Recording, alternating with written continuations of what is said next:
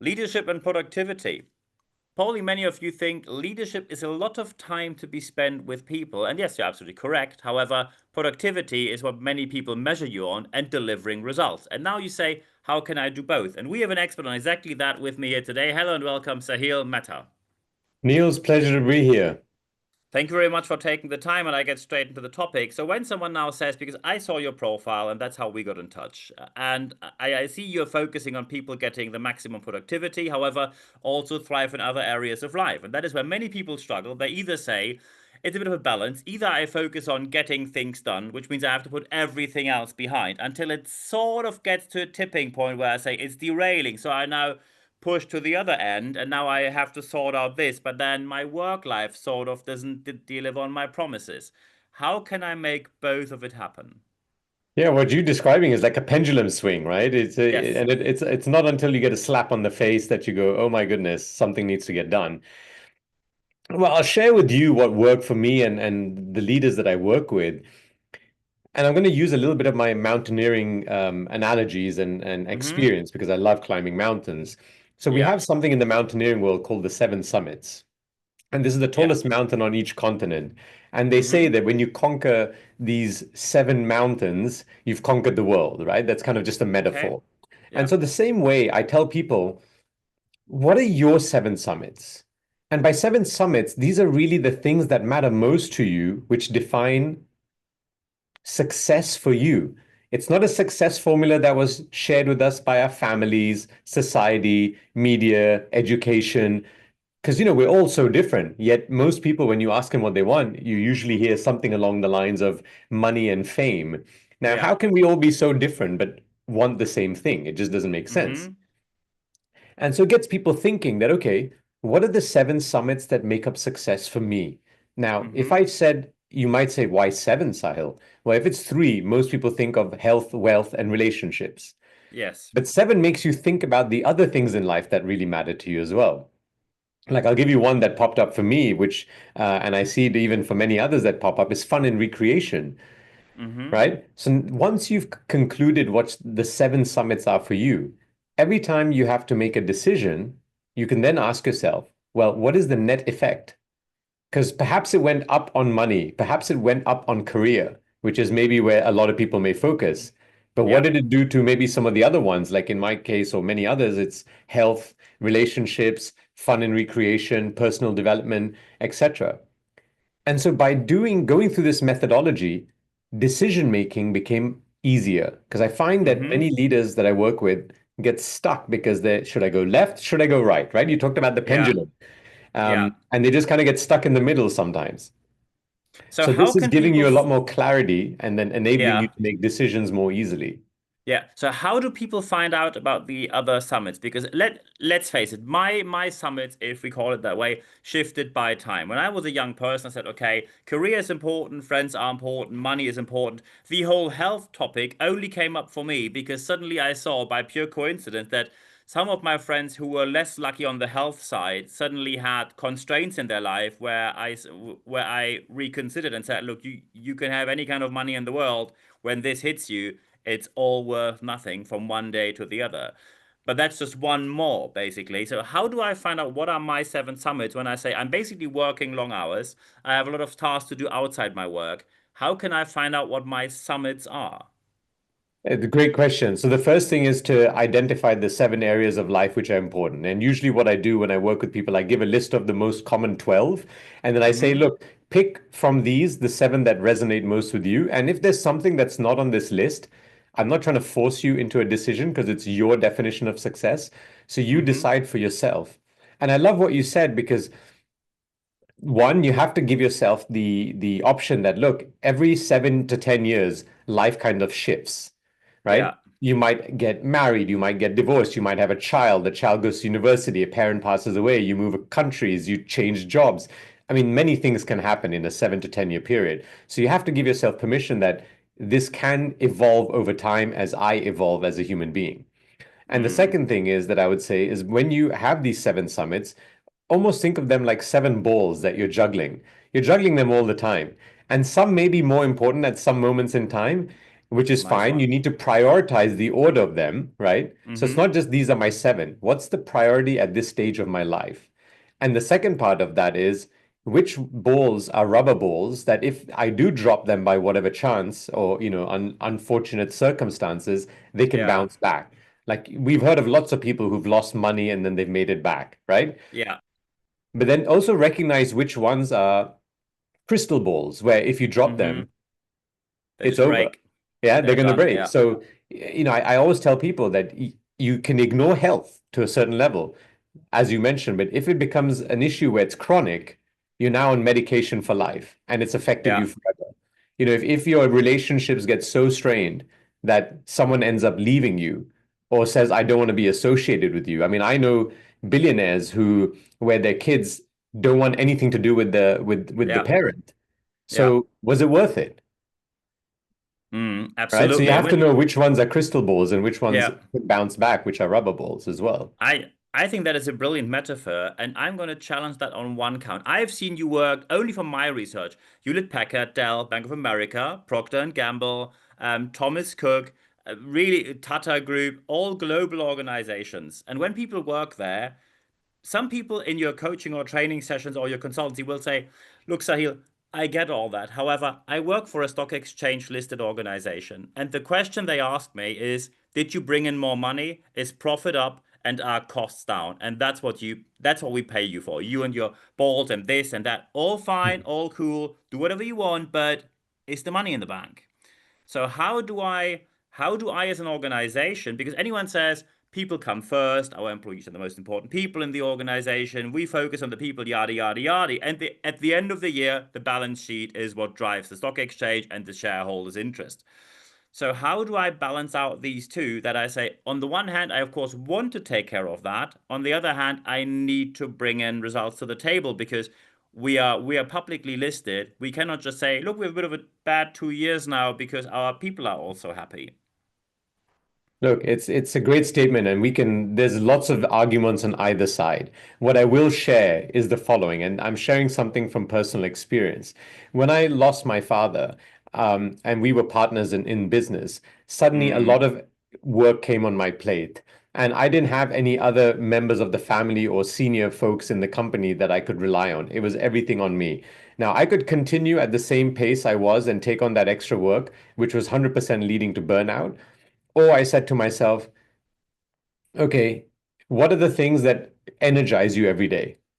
How do you make sure you do that every morning? So when you step into the office, you're coming in with a battery that's full rather than a battery that's drained. So even if mm-hmm. it's not something you can do in the workplace, it's how can you ensure that there's something that the team members can do in the morning, first thing when they enter the office or before they come to the office to energize themselves? Because even if it's 5 minutes or 10 minutes, even your phone, if you plug it in for 5 or 10 minutes, you can get quite a bit of juice in there, right? Yeah, So you want to make totally. sure that they're energized. And then the other thing that it taught me when I suddenly had all this responsibility with no one else around was what are the things that I'm doing which I don't need to? Because a challenge that I find that leaders have, including myself at that time, was we own too much. Mm-hmm. We're involved in too many decisions more than we need to be. And if you look at even people like Peter Drucker, one of the top management gurus of all time, Yeah, said yeah, leaders of the past knew how to tell, leaders of the future will know how to ask. And so I yeah. started saying, let me shift to become the leader of the future. I started asking around, I started delegating, empowering, and I realized I'm like, oh my goodness, these people I've hired are actually much better than I thought. And it's not because I didn't trust them, it's because I gave them responsibility rather than just telling them what to do. Mm. And I'm giving you Excellent. two simple formulas. Obviously, it's a lot more complex than that. But like this, if you can make small changes here and there, all of a sudden, because everyone thinks, oh, I need to make this big leap. I don't know if it's going to work, let's not make it. But if you just say, let's take that small step, on the mountain, I always tell people, put your right foot in front of the left. And once you do that, Mm-hmm. celebrate. Yay. Yeah, I'm talking about like when you're doing the summit climb when it's really tough, you're at 20,000 yeah. feet above sea level. And then like put the left in front of the right and then celebrate and just keep doing that. So take that tiny step and see what happens. And as you see the benefits, you keep adding on more and more things. But ultimately, if an employee is engaged, if the employee feels empowered, seen and heard, you're going to get better results. So you can either try to squeeze every little juice out of them, or you can ensure that you've energized them, in which case Hmm. you'll probably get a much higher return on each employee as well as the time that everyone's investing.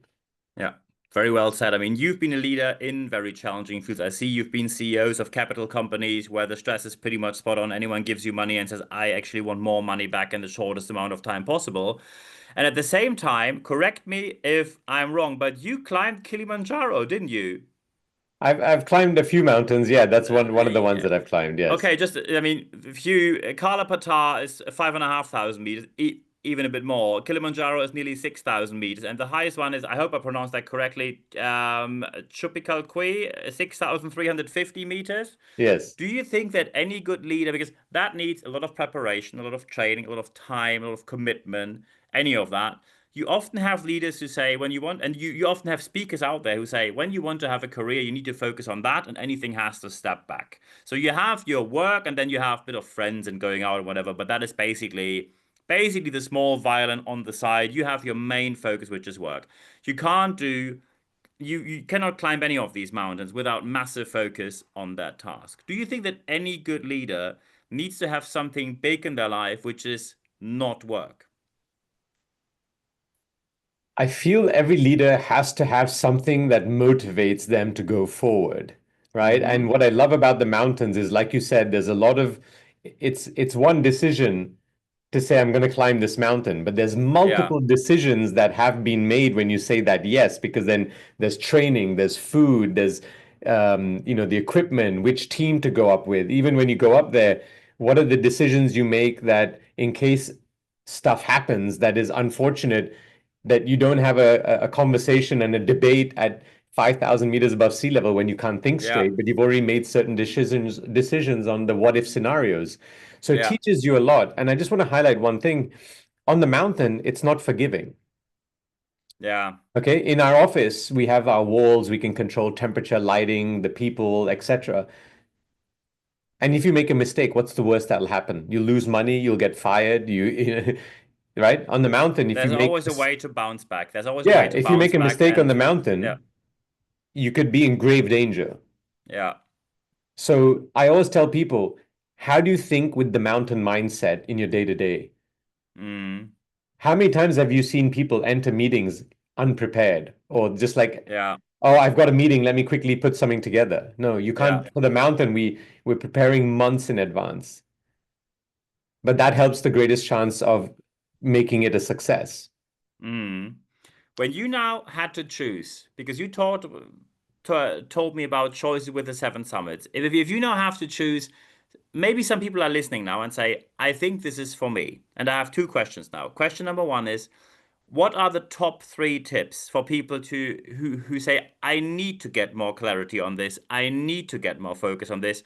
What are the top three first steps? Because many people will sit here and probably say, I have a billion plates to juggle at the moment. I don't know where to start. How do I get to start? So your top three tips for that. And of course, the second question, how can people reach out to you if they'd like to know more? Okay, so the top three tips are as follows. The first one is define what your seven summits are. And once you've defined them, prioritize them based on your stance in life today, right? It's from your perspective today. Yeah. And then in addition to prioritizing them, make sure you know which ones are the rubber balls and which ones are the crystal balls. And then every time you get to a decision-making point, and I'm not talking about the small decisions, do I buy this brand of milk or that brand of milk, right? I'm talking about Mm-hmm. the really real important decisions in your life. Ask yourself, what is the net effect on these seven summits? Because if it's anyone like me, before I would see one or two areas which would skyrocket, but I didn't realize what the impact would be on the other five. And it turned out to be quite negative. And I see a lot of people saying, oh, I'm just going to make this short-term sacrifice for this gain. But I've seen over and over again with the leaders I work with, short-term sacrifice ends up becoming a long-term sacrifice. Because there's always Mm. something that keeps coming. Oh, it's just temporary. It's just temporary. It's just temporary. And the next thing you know, chronic illness, Yeah. family issues, not being fulfilled in life. maybe even mental wellness challenges. I mean, whatever it might be.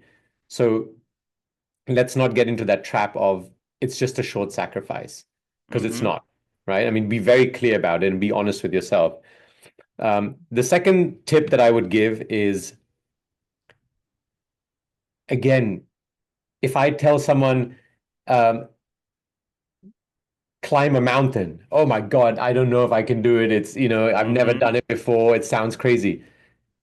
How about buy a pair of hiking boots? Let's go for a walk. Just go for a 1 hour hike in the park or in the forest. Ooh, yeah, that I can do. So Mm-hmm. just find that one step that is moving in the direction that you would like, that you go, yeah, I can do that.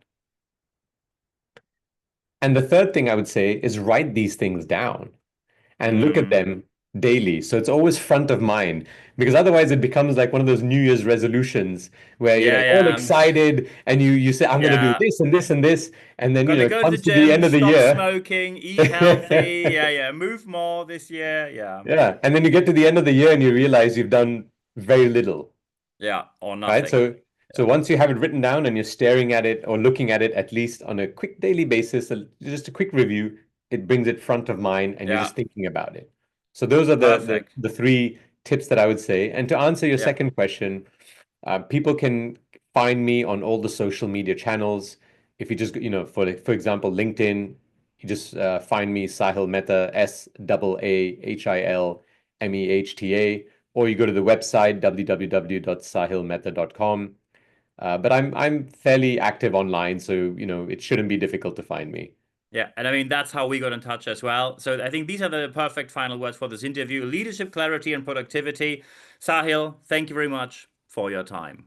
Absolutely, Niels. And just as a little token for the listeners, if they go to my website, there's a mental well-being quiz that they can take just to get an idea or a snapshot of where they are. It just takes a few minutes of your time. Take it, it'll give you a lot of insight. Excellent. Thank you very much.